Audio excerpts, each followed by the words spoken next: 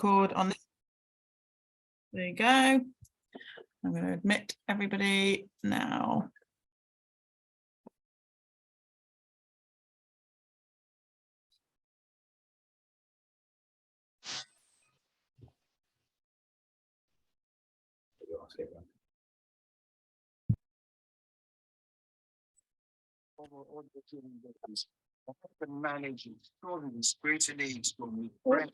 Hello everybody, welcome to our how to market your event workshop. Just going to ask if everyone could mute themselves while we do the presentation. If anyone has any questions, please feel free to put them in the chat and we'll answer them towards the end of the session. So nice to meet you. Really excited to have you all at the recording. Yep, the recording will be available afterwards as well, and we'll also be rerunning this event in April. So if you know anyone who's missed out tonight, they can always come again in April. I'm just admitting some more people. There we go.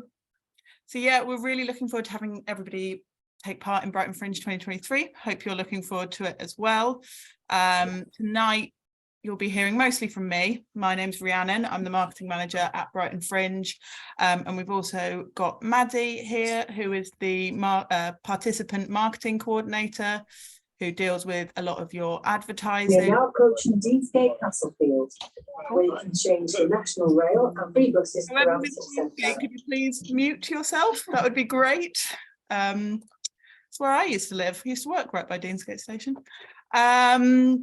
But yeah, so Maddie's here. They are the participant marketing coordinator. They deal with a lot of the paid for advertising that Brighton Fringe offers, and also all the sort of participant emails and venue emails that you get, amongst lots of other things, as well as just generally helping out with the participant queries. Matt is also here, who's our marketing assistant, and he generally does a lot of our design work. So any print that we create, any sort of design that you see around the city, and also manages our social media accounts. But yeah, I think we'll get started. I don't know, we've left it 3 minutes, so hopefully everybody's here who's coming. So yeah.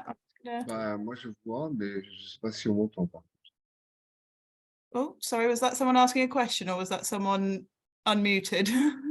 If you've got questions, please could you put them in the chat and we will answer them towards the end, if that's all right. Right. There we go. I'm just going to present my screen. Is that coming up as in presentation mode? Yeah, cool. Brilliant. Okay. So welcome to our Fringe Academy about how to market your event. You'll probably be very bored of my voice over the next half an hour, but we're trying to impart as much wisdom as we possibly can about coming to Brighton Fringe. We're also, you can always drop us a line if you've got any questions in future about marketing, marketing@brightonfringe.org, and we're happy to help out with any queries or questions you have. This is the sort of topics that we'll be going through this evening. Firstly, sort of the basics. What is marketing? What should you be doing? What your objective for Brighton Fringe is, and thinking about that. Thinking about how you're going to find your audience, where you're going to find your audience, who they are. Our top tips for marketing on a budget. A few tips on working with the press and how to try and get some coverage for your event. A brief outline of thinking about sort of budget and timetabling, and then we'll go into any questions that anybody may have at the end. So firstly, I'm sure most of you know this, but always good to cover just in case. What is marketing? So marketing is the action of promoting your show and selling or event and selling your tickets. It includes identifying your audience, setting your targets, creating promotional materials, and evaluating your results. Oh, so this is an example of Brighton Fringe marketing that took place in 2021 that I really, really enjoyed. This was a show by someone called Simon David called White Gay. It was a musical comedy show about being white and gay.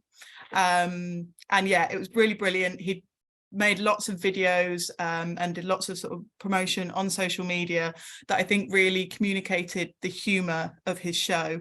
And that's why I wanted to start off with a little example of this and show you this clip. Wow, so the show is over, went really well. Let's see what people thought. Go on. So, white gay, what do you think? It's terrible. I think it was the worst show I've ever seen in my life. White, my show? Yeah. So, white gay, what do you think? I hated every second of it. I was the worst thing I've feel kind of upset. I wish it was free. Wasn't worth £10. I spent more on my dinner and it was a better experience. Not one song. No, I feel let down. Shitting on a dick? You didn't like that one? I thought it was just really distasteful. I like the venue. The lights were good. They were on. I can't believe that you would do that, and I just don't know how you live with yourself every day, getting up on that stage and doing it. I just can't believe it. How do you do it? I would give it 1 star, but ideally give it 0. Good. Well, thanks for coming. They do refunds.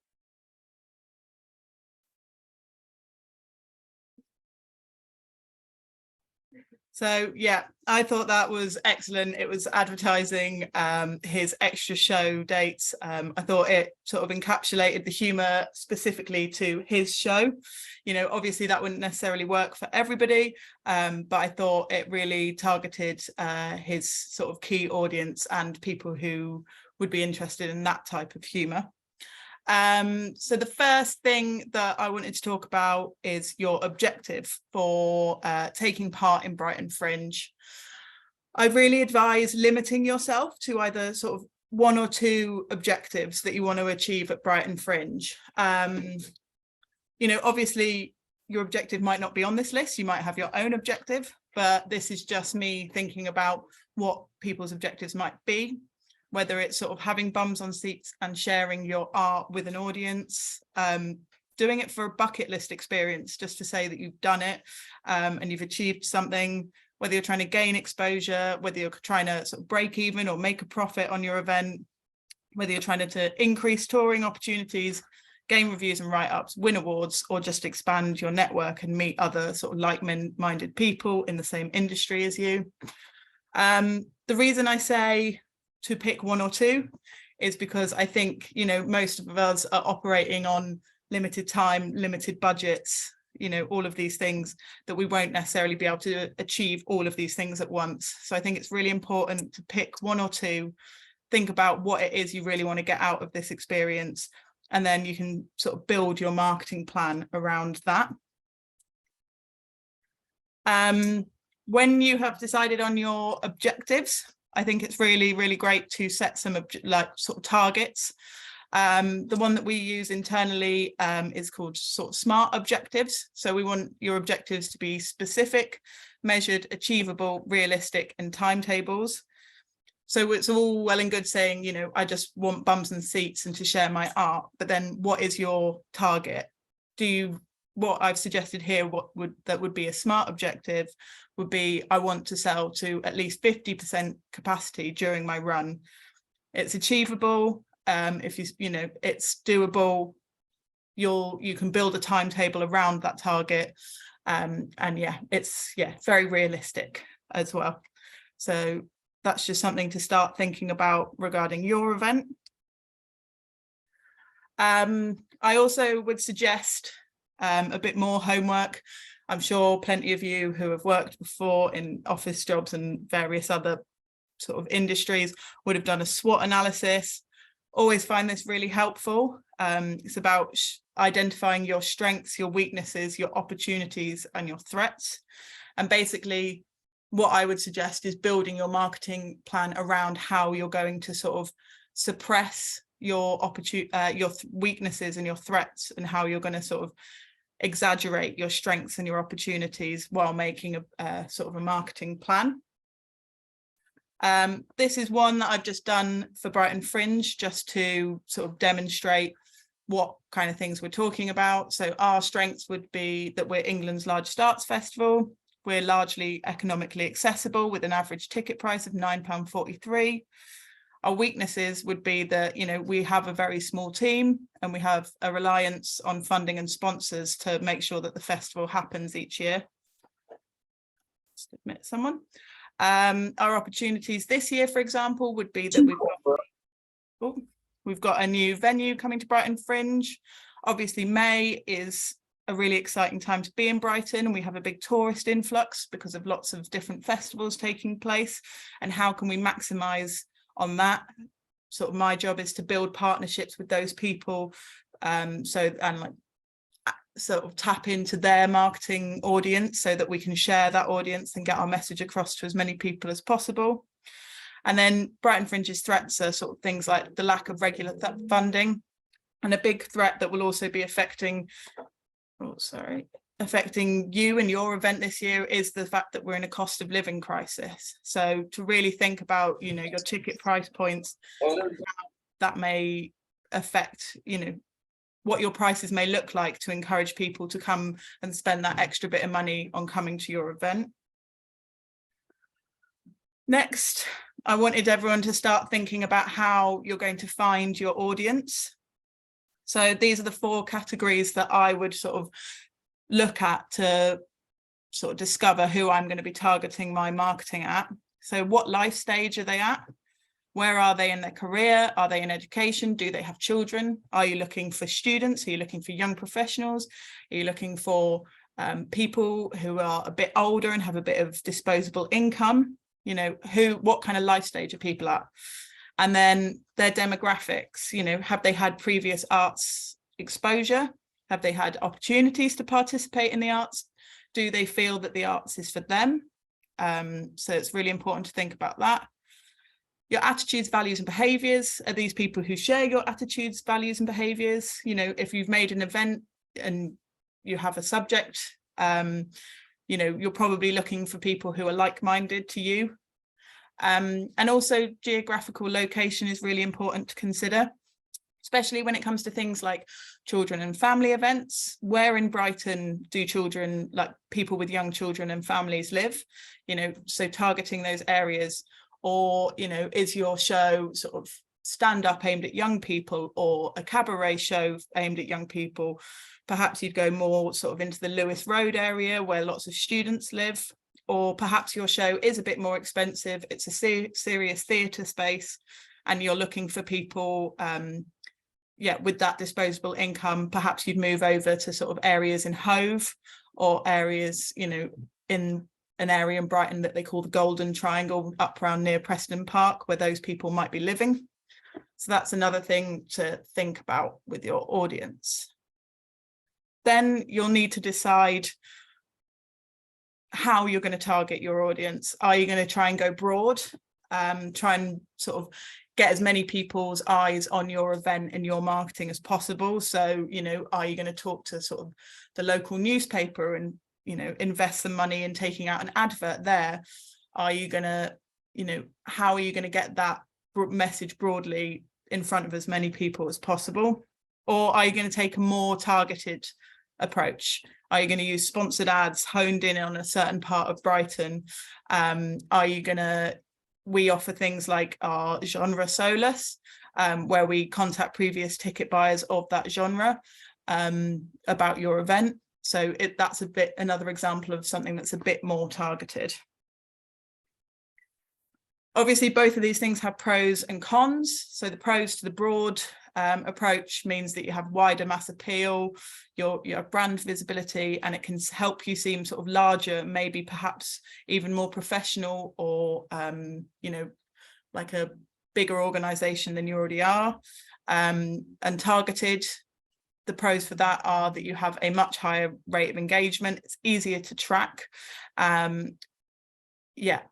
And then the cons for broad are it can be vague, and it's not very trackable, but targeted can seem niche, and some people might feel that that event is not for them.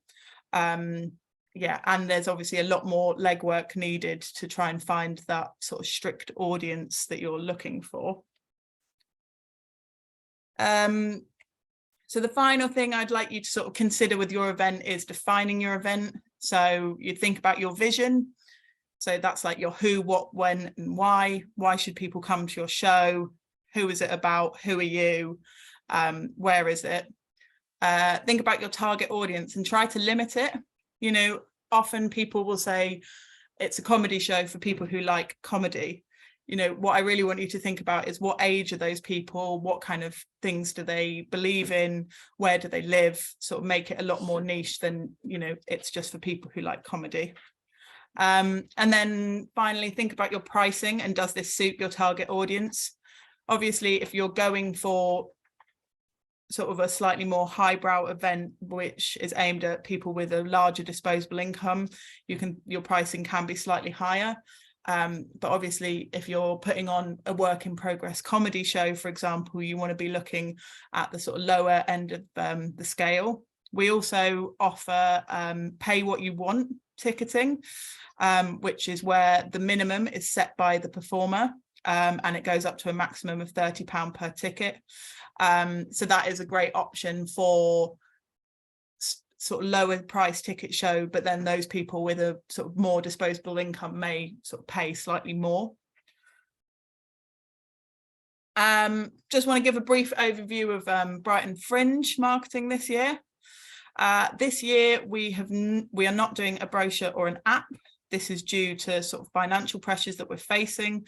The brochure, particularly the cost of print, has sort of completely gone off the scale, and to produce something similar to what we used to produce in 2019 was just completely unaffordable for us as an organisation. But instead what we're doing is we're focusing a lot on out-of-home advertising. So we'll have billboards across the city, we'll have posters on Brighton and Hove buses, we'll have posters in stations across the southeast from London, and things like that. We've obviously got a big presence around the city with our venue boards, our lamppost boards, and other sort of out-of-home advertising. We also, for this year, with a new venue, we have space to advertise shows around the perimeter fence of that as well. We'll be investing in sponsored social media this year. We've also invested a huge amount in a new website, which is currently on stage 1 with stage 2 coming soon. So hopefully that will improve the customer experience, make it easier for people to buy tickets. You no longer, for example, need to create an account to buy a ticket, which obviously does put certain people off anyway. But that's what we're up to. And then I'm going to pass over to Matt, who's going to talk to you about marketing on a budget. So let me. Hi, everyone. Sorry. There we go. We all good with volume? Yeah. I'm Matt. I'm the marketing assistant here at Brighton Fringe, and I'm just going to give you some ways that you can market your event really well without spending too much money. Some of these tips are some of the best things that you can be doing without, no need to be spending lots. What's really important to market your event successfully, the first thing that most customers will see is your listing copy and your pictures. So to make sure, it's like really important that you get these things spot on. Use your copy needs to sell your event simply, so people know what they're getting into, concise, it needs to be appealing, and just super clear, super simple. And then for images, just use something that looks really high quality. Okay, you don't need to go out and spend lots of money on a photo shoot, but also you don't want a photo that's been taken on a phone at 3 megapixels. It looks amateur. Customers aren't going to want to see that. And also, when you're creating images, try not to use too much words on the images. Just use a fun image that really shows what you're selling. Okay, or not fun if it's not a fun show, but you know what I mean. When selling your shows, word of mouth is like the #1 tool that you have at any fringe festival around the world. You want to be going out and speaking to people about your show. Nobody likes your show more than you do. You know, you're the person that knows it. Go out and chat to people and bring those audiences in, and also try and encourage people to do the same. If someone comes to see your show and they enjoy it, be like, hey, thank you so much. Tell your friends. Go and see other Brighton Fringe shows. It's such an amazing community here that we have, and we're super lucky. Go and see some shows, meet other artists, make friends, and encourage each other to sell each other's shows. Some shows that I've seen they'll finish their show, they'll come out at the end, they'll thank the audience, and they'll go, by the way, go make sure you check out so and so playing this venue next Friday. It works really well. You'll end up seeing some amazing art, some amazing talent, and make some wicked friends. And that's my favorite thing about Fringe. So helpful. Oh yeah. Also, if your show's not selling very well, don't cancel. Okay, if you've not sold all the tickets that you want to sell, don't be like, oh, this isn't enough. This isn't what I want to perform to, because then no one's going to see your show. Do the show to the tickets you've sold, and they'll go tell their friends. I've seen shows before where at the start of the run, they've had really small audiences, and they've gone all the way, by the end of the run, they're sold out because word of mouth. So it's really important to just keep getting your artwork out there, and it will grow. Social media, obviously, social media is a really important tool that we're very lucky that we can all use for free. When you're using it, make sure you're using hashtags and stuff to tag us. This is an old PowerPoint, so it says hashtag Curiosity Fringe. That was last year. This year it's hashtag Journey into Fringe, but that's on all our social media and stuff. And people are looking at these hashtags to see what's on and share shows. So when you're talking about your show, yeah, make sure you use those hashtags. Tag us on Twitter. We're going to be we're trying to share as much as possible as we possibly can. We'll be sharing stuff about shows on Instagram and Facebook as well, but Twitter mainly will be sharing everything that we see. So tag us in all of that. Oh, go back. Be organized as well when you're planning your social media stuff. Think about what you're going to post and when you're going to post it. This stuff's like really easy. You can spend a couple hours, plan out a whole thing and be done for a month of social media. But then, yeah, also real-time social media. If you're enjoying Fringe and be like, hey, we're here, we're having a good time. People love to see that. Okay, just show what a great time you're having and people will want to come join in too. Yeah, as I said, networking, this is the most important. Really just try and get involved with Fringe as much as possible. It's not just about your show, it's about everyone's. And the bigger we build the community, the better it is for everyone. Go try and see shows, go down, come and speak to all the staff and the team, let them know about your show.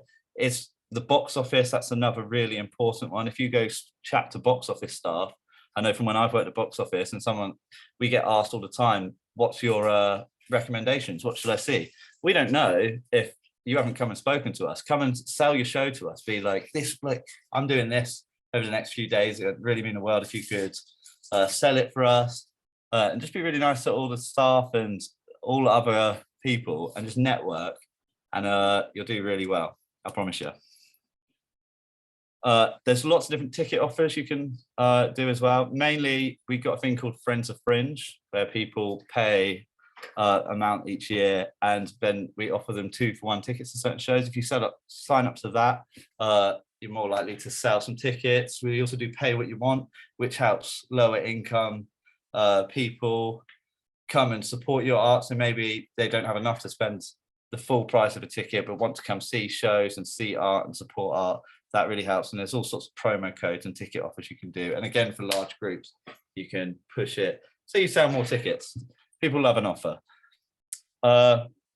Print, when you're making print marketing, we currently partner with a print company called Gemini, who are offering 10% off for Fringe participants if you email them, and it's for a Brighton Fringe show.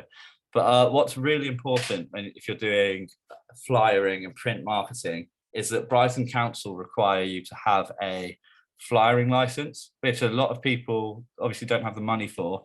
So we've got an agreement with them that Brighton Fringe will pay for the license and you can go out and flyer, but you must have the Brighton Fringe logo on your flyers, otherwise you will be fined by the council. So as long as you've got our logo on your flyers, you'll be fine, but make sure that they're on there. Also, use QR codes on your flyers. They're the way forward these days. Everybody, they get past the flyer, easy to lose. If you've got the QR code, they can scan that straight away and buy tickets instantly. So it's really important to add them. We started using them. We really started utilizing them last year and we saw such results from them. So I'd really recommend that. Listings. So obviously you're listed on the Brighton Fringe website, but it's like, if you can go list other places as well. There's lots of other websites where you can list your events. So people searching for things to do, can find you. So there's Visit Brighton, XYZ Brighton, the Argus, they're all free. Obviously, whenever I'm looking for something to do, I'm on Facebook and get on Facebook events. So I'd really recommend doing that. But there's lots of different ways. So have a search around and just try and post your event everywhere, you know.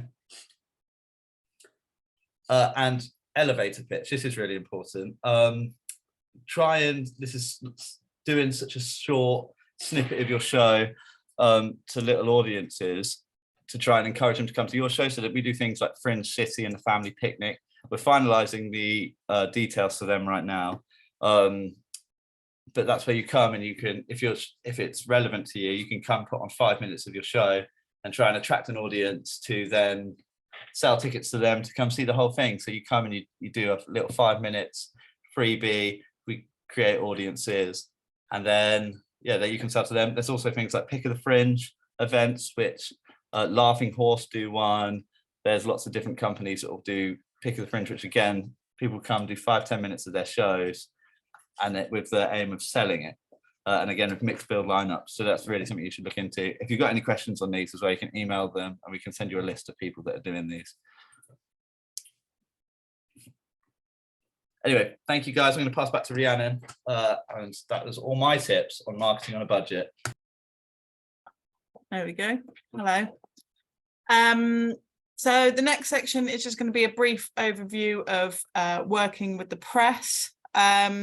So mostly I'm just going to cover do's and don'ts of working with the press.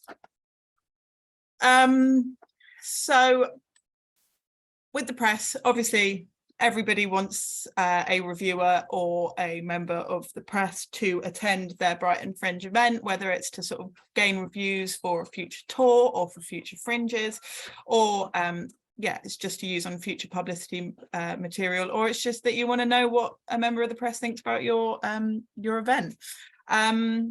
What I will say is it's not the be all and end all of Brighton Fringe. You can still have a sellout show without getting press coverage, but obviously if this is one of your key objectives, this is the section for you. I think the first thing to say is working with the press needs to be as targeted as possible. We have a media list that is available via Eventatron at the moment. This is being updated as more members of the press become accredited or show an interest in receiving participant press releases. What I would say is go through that list, have a look, Google the different organizations that these people work for, see if it's a publication that would cover something like your event. And it doesn't harm to send an initial email just to say, hi, I'm so-and-so, this is my show, what do you like, this is what it's about, I think you'd be interested in it for XYZ reasons. The more personal you can be, the better. If you can look up journalists on Twitter, I wouldn't suggest approaching them on Twitter, but you can look them up on Twitter, you can see what kind of events they've been reviewing recently, and then it's worth reaching out to them. The more targeted you can be with the press, the better results you're going to have. If you just download our media list and send your press release to our entire list, you're not going to get the results that you want, because your press release is going to end up in the inbox of, say it's a late night cabaret drag show, and it's going to end up in the inbox of a family, listings website. That's not really what they're going to pick up, and it's sort of a waste of everybody's time and energy. When you do send a press release out, make sure it grabs the reader's attention. If there's anything of note that you can highlight, whether it's an award that you've won, it's a genuine relation to, a person of significance, or, anything like that, it's really, really good to highlight that, especially in the subject line, so that it grabs people, a journalist's attention, and you sort of, you're capturing them from the get-go. Keep it short, keep it to the point. They only need to, have their interests they only need to be slightly intrigued to then sort of sign up to get your tickets to your event. They don't need to know the entire plot line. Make sure you've got really high quality images going off with your press release, so that you look like, you are producing the quality that they should come and see. And then aim to, you know, if you're coming for reviews, I would say try and get your material out to them, you know, 2, 3, 4 weeks before. If you're aiming for, but obviously build that relationship with them prior to that. If you're aiming for sort of editorial pieces to advertise your show, I would start talking to people as soon as possible, trying to get in with like local print magazines like BN1 and things like that. They are working, you know, 6 to 8 weeks in advance. So if you want to get sort of editorial pieces, I'd get sort of cracking as soon as possible. Don't attach images that are too large, just because you might crash their Outlook and then they're not going to want to come and see your show because you've ruined their morning. So don't, and the next thing would be don't lead your press release with over enthusiastic adjectives unless it's a legitimate quote. So, you know, sensational, world renowned, etc., unless that is a legitimate quote from a legitimate source. But yeah. And then finally, again, don't panic about the media. It is important, but it's not the be all and end all. You will sell tickets without a press release, you know, a editorial piece or reviews. Yeah, my top tips, like I said, try the personal touch before you send out a press release. Send a few emails out explaining why you would like them personally to come. We have a press release template on the website under the participant section if you want to take a look at that. Include links your show has to current topics, things that people are talking about at the moment, cost of living crisis, you know, things that we're talking about all the time. Include, brief quotes from previous reviews and features. Include your social media handles on your website so they can look you up, see if they like the look of your show. And then, obviously don't miss out any of the key information, like where your event is, how much it costs, what dates you're on, etc. I've sort of already covered this, but again, targeting pretty essential. Think carefully about your subject line, what's going to attract them, etc. Be careful not to send your press release to too many people at the same publication. You should really be figuring out who at that publication is most likely to come and review your show for you. The next section I wanted to, with press releases as well, if you want us to, quite often what we will have from journalists is they don't want to be added to our public participant media list because they don't necessarily want to receive, you know, all, for example, last year we had 765 events. They don't want to receive all 765 press releases, but what quite often will happen is I'll be contacted by radio journalists or journalists saying, hello, we're looking for a feature this Saturday on children's shows or cabaret. When you've done your press release, if you send it to us at marketing@brightonfringe.org, and we will keep your release on file so that if there is any interest in that regard for someone who I think your show would suit, I can send it over to them. So please make sure you send those over to us and we can file them away. The next section is talking about budget and timetable. What is really, really important about taking part in Fringe and all fringes around the world really is making sure you create a budget and you stick to it. The more money you spend, the more you're eating into your own profits. And if you want to walk away with a nice chunk of change in your pocket, you don't want to be doing that. Make sure you look at how many tickets you think you need to sell, you know, for different scenarios to break even, to make a profit, etc. Create a marketing budget from that and stick to it. Don't panic if you feel like you're getting off to a slow start. Really, please stick to it. We don't want people getting themselves in a pickle and walking away with less money than they wanted to. Once you've got that amount, make sure you're reaching out to people like designers, distributors, printers, and making sure you're getting a couple of different quotes from people, making sure you're getting the best deal you possibly can. And then, just start allotting where you're going to be spending your money, making your choices, thinking about what your objective is for Brighton Fringe and how you're going to achieve that. Obviously, please refer to this presentation as well, and you can use those marketing on a budget tips as much as possible. Again, with timetabling, we suggest writing a timetable. If your company has like 3 or 4 members coming down, whether it's like a sound tech, couple of actors, couple of different people involved, just make sure you've allotted who's responsible for what. Maybe one person can be in charge of the social media, one person can be in charge of the press release, one person can be in charge of etc, etc. That way you can share all the work and you don't have to burden one person too much with it. You can also use free things like project management tools like Monday and Asana, but also spreadsheet works just as well. But yeah. And then after your event, we always suggest looking back and evaluating it. If you're obviously taking your event on tour, it's good to think about who were the people who turned up to your shows, what age were they, what demographics to be. You can apply that in a different city. It's good also to figure out what worked, what you felt worked for you, what you felt didn't work for you. And yeah, it's always important for the next event, for the next Fringe, or for later in the tour.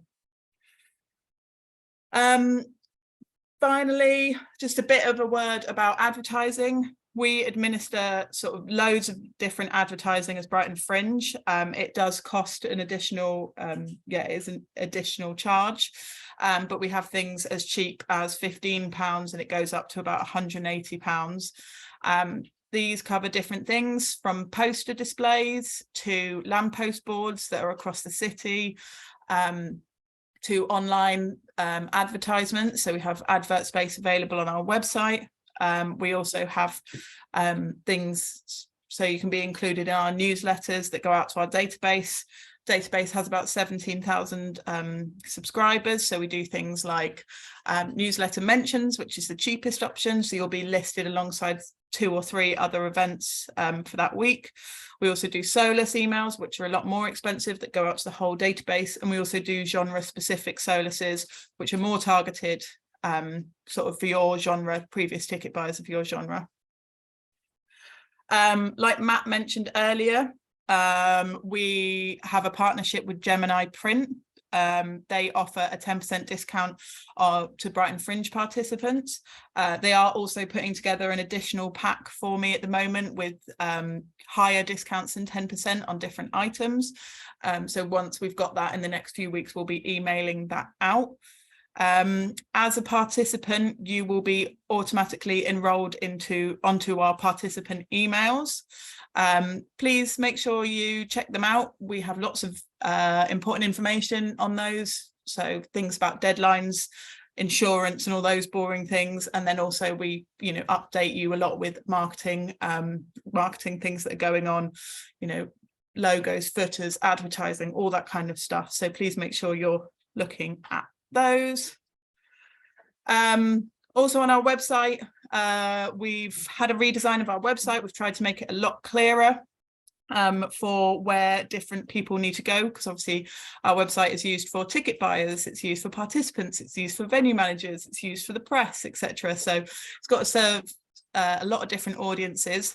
We now have an information hub, which is easy to search and filter for different information. So please use that. But also, if you can't find anything in particular, again, just drop us a line, marketing@brightonfringe.org. Or if it's more generic about your event, you can email takepart@brightonfringe.org. And we'll update the website with that information if it's not already there. Finally, again, this is just who we are, so you can put some names to faces. I'm Rhiannon, and then we have Matt and Maddie as well. Oh, and then that is it. So I think what we will do next is move on to questions. I think I can see them from here, Maddie, so it'll be all good. Let me have a look. Start at the top. Already answered that one at the top. Will the recording be available afterwards? Yes, and we'll also be running this session again in April. So if there's anyone you know who's missed this and would like to do it in person or just watch the recording, please do let them know. Could you recommend a good graphic designer for artwork? I can. Alex S if you could, let me just think, if you could pop your email in the chat, we can send a list of recommendations over to you. We'll probably send you over sort of 3 or 4 if that's okay. Or there's companies like Fiverr and oh yeah, stuff online where you can get quite good, cheap stuff, but it is better to go to someone that you can speak to. yeah. I don't know whether Matt, you could hear Matt there. Matt is suggesting to use something like Fiverr, which is where you can find freelance graphic designers. So yeah, it's sort of like it's a website that's like a database of where you can find people. So you'll probably find people with different varying budgets on there as well. Freelancer.com, that's important. And freelancer.com is the other suggestion that Matt has. Is it possible to have information about what kind of audience that comes to the Fringe? Yep, obviously we have a very, very broad audience that comes to the Fringe. Generally speaking, it is slightly more women. Well, the majority of ticket buyers are women, but only, you know, not by a huge amount. It's split pretty evenly between men and women, and then a small section of non-binary ticket buyers as well. And then we also, the majority of our audience is generally speaking from Brighton and the southeast. Age demographics are quite split. Off the top of my head, I can't remember how they're split, but I have an audience demographic sheet. What I'll do is I can send an email following up this event to everybody who got a ticket, and I can share that audience statistics sheet. But that's a great idea. I think I will also add that to the website so people can have a look in general. That's a good idea. Oh, I see Maddie's already answered that as well. Thanks, Maddie. Okay.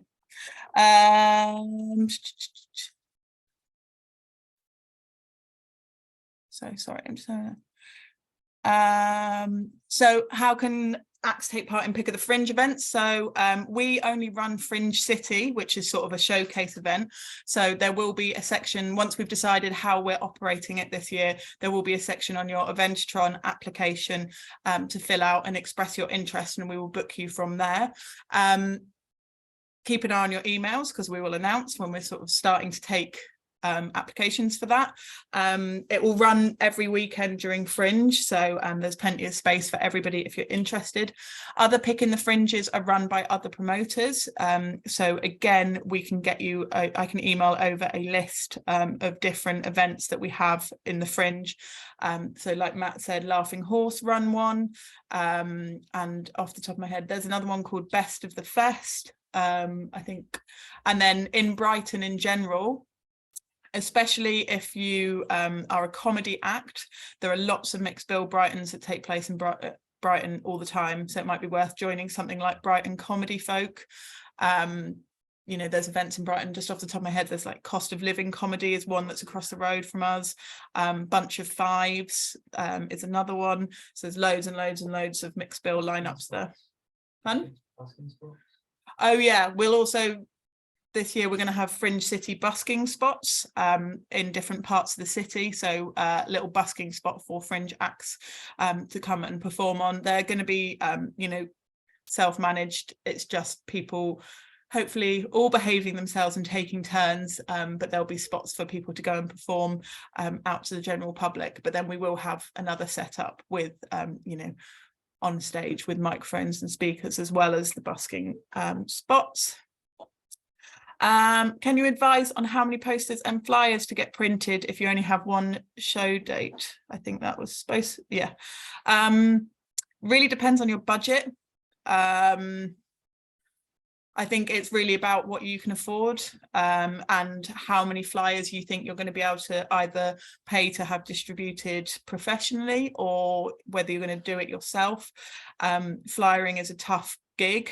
You know, there's an art to it, trying to get people to take your flyers. So you don't want to lump yourself with 10,000 flyers and then not have the capacity to get them out to pubs, bars, restaurants, cafes. You know, it takes time to get people to take your flyers.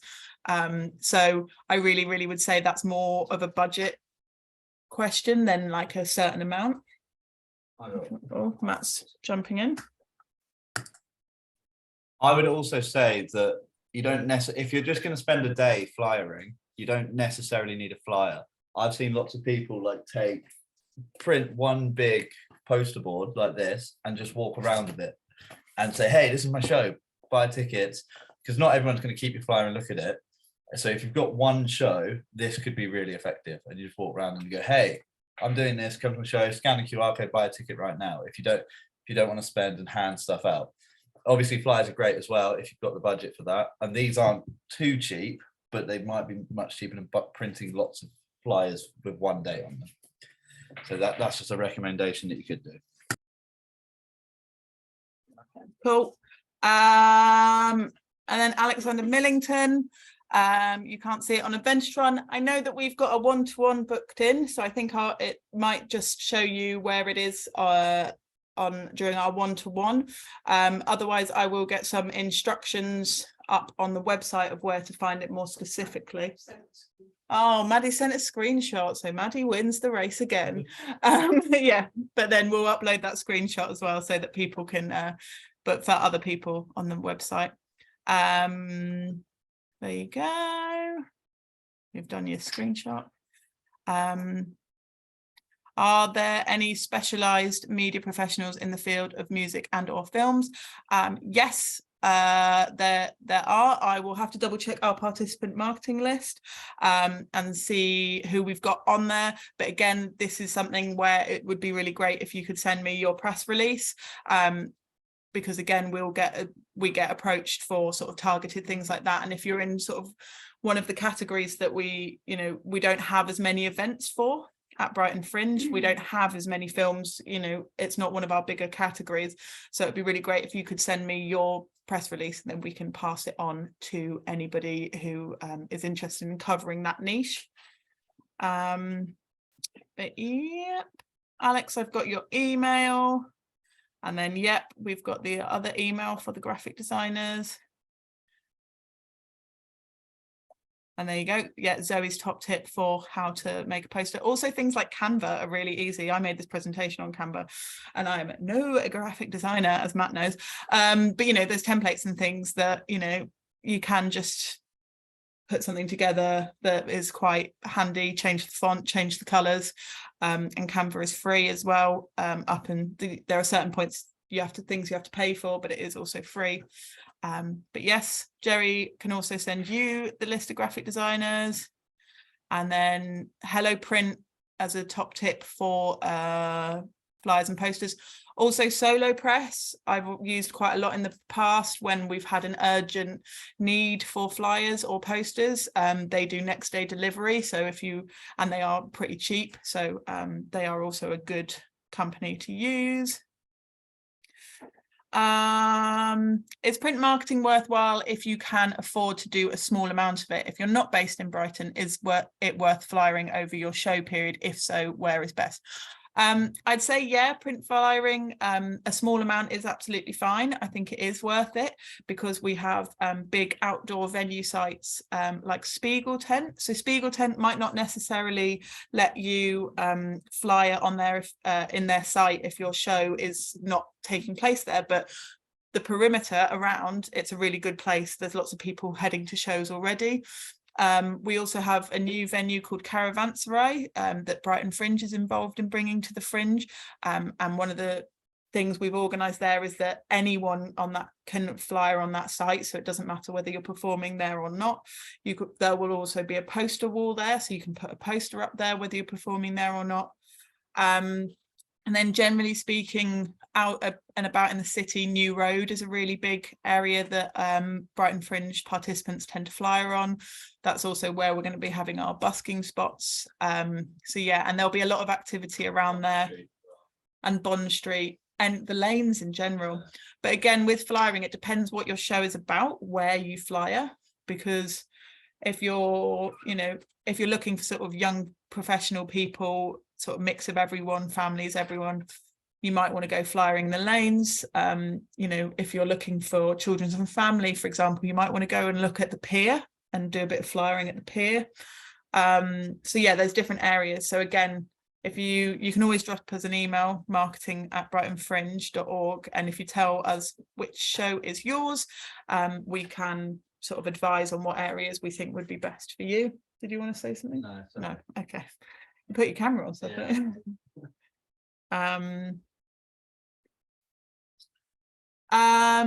pay what you want shows. So I'm guessing you're talking about sort of pay. So pay what you want is when we sell tickets online, but there is a minimum set and they can add more if they wish to. But I'm guessing you're talking about sort of donations at the show. I would say if you can, it would be good to get a iZettle or something small, like a small card reader for that kind of thing, just because generally speaking, again, it depends on your demographic. I feel like if your audience is older people, they're more likely to carry change. I think if your demographic is sort of students and young professionals, it's quite unlikely that they'll be carrying change. I know I do not carry change at all. But then again, if you've listed that on your listing that you'll be taking donations, hopefully, if people are good people, they'll be bringing change in their pocket. But I think to be on the safe side, depending on costs, it would be a good idea to have a card reader at your event. Please put iZettle. That's a good one. Yeah, iZettle. How do you book a one-to-one?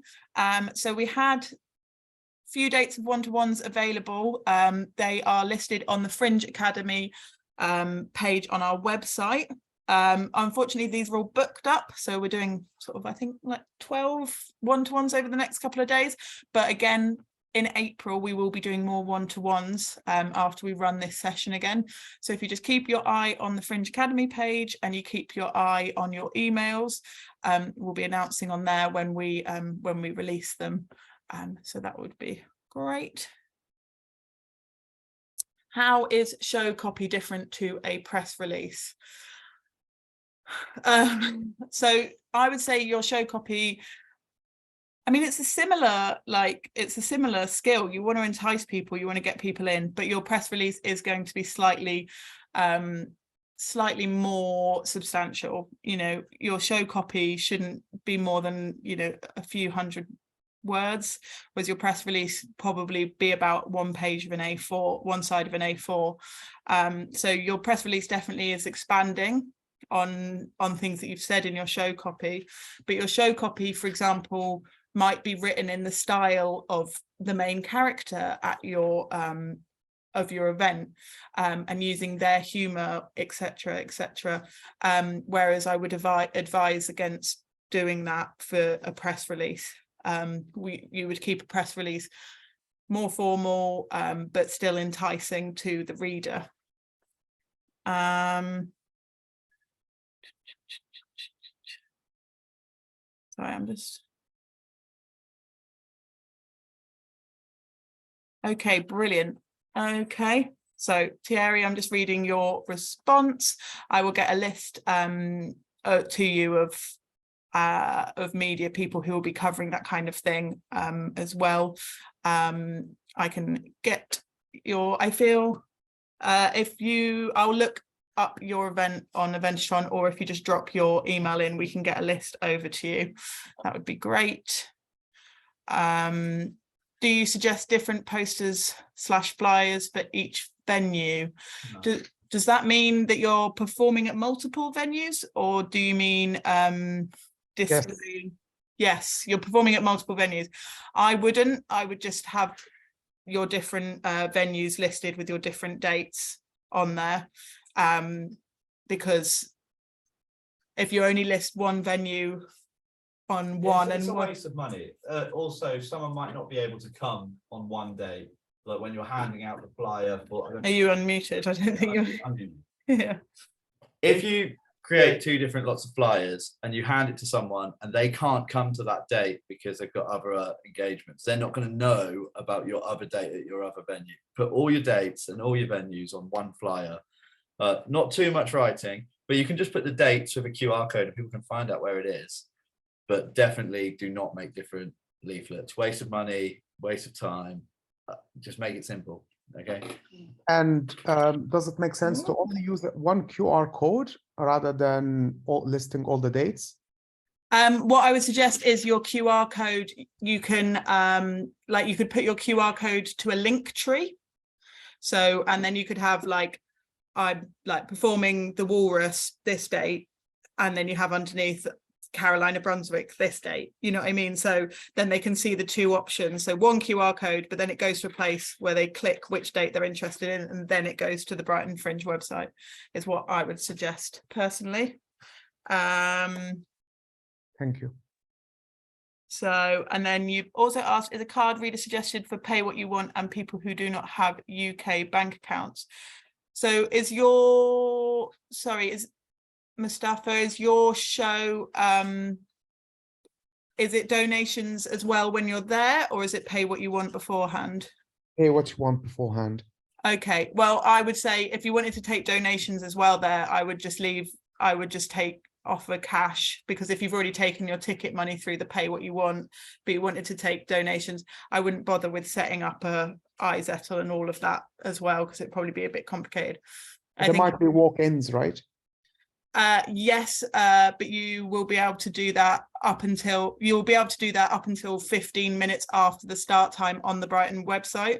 And some venues, it depends what your venue you're at, will have the ability to sell it for you as well. So yeah, we don't take tickets off sale until a show is 15 minutes in, because of that reason. Latecomers, say your show goes up late, we want people to still be able to buy tickets for those 15 minutes as well. Thank you. So Zoe, I'm just reading your comment. Press release is more detailed, basically giving an actual full outline of the show. Yeah, I wouldn't give away like the plot points necessarily of the show, but I would just give more, more sort of appealing reasons why a member of the press might come and see it. Like, it was, created by these people at this theatre, with these people involved. It's all that stuff that not necessarily like an audience member might find interesting. Like, an audience member just wants to know, very simply, like, is this going to appeal to me? But with the press, you need to give them a reason to like entice them in. Like, is there a significant person involved? Where was it created? Why did you make this piece? Which is, you don't necessarily need to explain that to an audience member fully, if that makes any more sense, I hope. Maddie has added Linktree to help anybody out with that, if anybody needs to know there. Right, brilliant. Do I think there would be a possibility to set up a partnership with a cinema or cine club? Thierry, yes. It might be worth approaching somebody like, so Picture House are a national organisation that have 2 cinemas in Brighton. So it might be worth reaching out to them. But there's also something at Wagner Hall called White Wall Cinema. So yeah, they would be worth reaching out to as well. And that's just off the top of my head. There's a few. I can't think. Yeah, but yeah, I'll have a think about it. But yeah, those are the 2 I can think of straight off the top of my head. I think Picture House, it would be really good to get sort of some of your materials into Picture House, whether you can contact them, whether they've got a mailing list for those cinemas specifically, and you can sort of get on their mailing list as sort of an item of interest for that month. Yeah, so that's great. Is there any data on how far people start buying tickets in advance? Yes, and I can tell you that people do not buy tickets massively in advance. So this is why we say don't cancel your shows. I understand, as like an artist and performer, it is not nice to go out onto a stage in front of 6 people. But the more if you commit to that on the first night, you will have more people in the second night. And also Brighton Fringe, if you cancel, your show isn't until 8 p.m. and you decide to pull the plug at 3 p.m, you could have sold another 10, 15 tickets between that time. We as an organization as well, we don't see huge ticket sales until around this time. It starts to really start to creep up, but then really it's the 2 weeks before the festival it absolutely rockets up, and then during the festival it rockets up. So just bear that in mind and be reassured that most people are in that boat and it's not you. So oh, Matt's popping in. I would say also, I know lots of people that don't know what they're doing until they're like, shall we go out after work? Shall we go do this? So many people will buy tickets hours, minutes before. That's why we keep the tickets open so late. But also a great story from last year at Edinburgh Fringe. There was someone who sold 1 ticket to their show and it made the news, and they sold out nearly every night afterwards because it made the news of this one guy went and saw a show by himself, loved it so much and wrote a couple of tweets about it, and everybody supported him. So don't ever think that you can't put on a show to one person, because it's been done. All right, and it worked really well for them. Matt stole my anecdote. I was about to tell that story. But also it's really good to go to places like Caravanserai and Spiegel Tent, the big outdoor festival sites that have bars in them, because people are sat there drinking and they're just waiting. This is one of my friends said this to me last year. She said, oh, I never buy a ticket in advance. I just go to Spiegel Tent, I get a pint and I wait for somebody to tell me about their show. And that is how a lot of people operate. So they want to be pitched. They want people to come up to them and tell them about, you know, obviously not everyone. So you've got to read the room, you know, and if some people aren't interested, you've got to walk away. But a lot of people do that at Brighton Fringe. And it's like a big sort of cultural thing that people will go sit, get pints with their friends. They know that they're going to either go see comedy or cabaret, but they haven't quite decided yet. And then they wait until someone in a costume comes up to them and says, come and see my show. So that's a big thing as well. I think we're at the bottom of the questions. Matt's doing a plug for Caravanserai. But yeah, and then so yeah, if nobody else has got any questions, there's one. Oh, is there one? I sneaked one in, sorry. Oh no, that's fine, don't worry about it depends. I think I personally think it's how easily is it read. You know, that video that I showed at the beginning was really good because it's very obvious because it's video, but obviously the written word is very different. And I think sometimes if it's very obviously a joke, I think that's great. But if it's if it's quite clever, then it's probably a bit difficult. Like last year, it wasn't the show copy, but it was the show image. I had somebody upload an image and it was a comedy show, and I sort of said like the image wasn't formatted correctly and it looked rather weird, and I had to contact them and I'd be like, is it supposed to look like this, or is this part of the joke, kind of thing. And if I haven't got it, then it's not a good enough joke to pull that off. So I think you kind of have to be, if you're going to use that kind of humor in your show listing copy, it has to be quite in your face and quite obvious. That's pitching to be on something as well. Send videos or showcases if you have them. Yeah, that's a good idea. Matt says also, like, make sure you add links to like your YouTube and your Facebook and everything, so that if people click through, they can understand that the show listing is written in the humor that it's supposed to be, kind of thing. But yeah. And if I may, can I ask a question here? Yeah, go for it. So for example, when pitching the shows in person, you know, like, oh yeah, pitching the show in person, I would go for it. Should I, for example, take bits and pieces from the actual show, or is it also just generally different jokes? Because I would rather not tell the jokes from the show, but I understand. Yeah, I would do maybe a mix. Okay. Quite often people just do like 5 minutes of their show, and then like the opening 5, you know. They tailor it. You have to tailor it really to the, you know, to what you're doing. But I think, I mean, you see I've seen comedians' jokes go viral on like social media, and then I'll still watch their Netflix special. Just because I've seen 5 minutes of it doesn't mean I'm not going to watch the whole thing. You've got to think of it like a film trailer, you know? Right, go on, get on that. You have to think of it like a film trailer. They obviously don't want to show you what's going on in the film, but they do have to show you that minute 30 to be like, oh, that looks funny, that looks exciting. By the time you go see it on the screen, even if you've seen a bit in the trailer, you still, just think of it like that. Or you can do it where you just don't do any material. I've seen that as well. And people, if they've got lots of material and they've got some funny jokes, they do the stuff that's not in the show, and that works really well as well, because you've got to think who your audience is whilst you're out pitching to these people that you don't know. So you can even make your own 5-minute show that's completely different, and it's just for that. So that's up to you. It's whatever you think is going to get people to come and see the actual show. Thank you.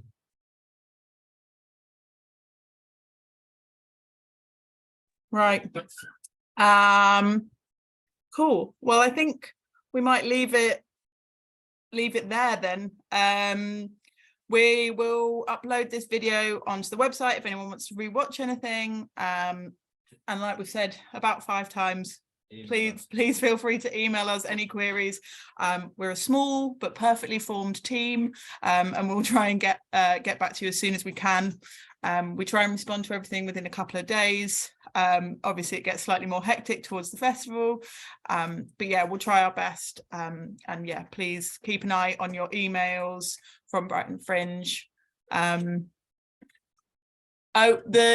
So if you're talking, Lee, if you're talking about logos for flyers, we recommend just using the normal Brighton Fringe logo, so without any of the additions, because that is what will be accepted by the council as your flyering license. So we've just got Brighton Fringe logos that have it's just either white or purple, and it's just plain and it's not got anything on it. But I think we will also, yeah, Lee, yeah, I think I was the one who messaged you on Twitter. I think on that link you should be able to find them, but I will double check. If not, I'm going to put it in the emails next week to find the right one. But I can also I can send it over to you after this.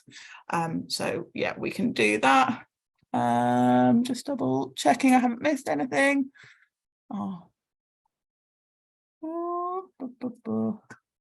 Brilliant. All right. Okay. Well, we'll leave it there. Thank you very much, everyone. Thank you for coming. And we look forward to seeing you all at Fringe in a couple of months. And we'll all smile. Yeah, we're all like, oh God, it's a couple of months. We'll get there. We'll be fine. All right. Thank you very much. Right. I need to figure out how to stop recording now. Cheers, guys. Bye. Thank you.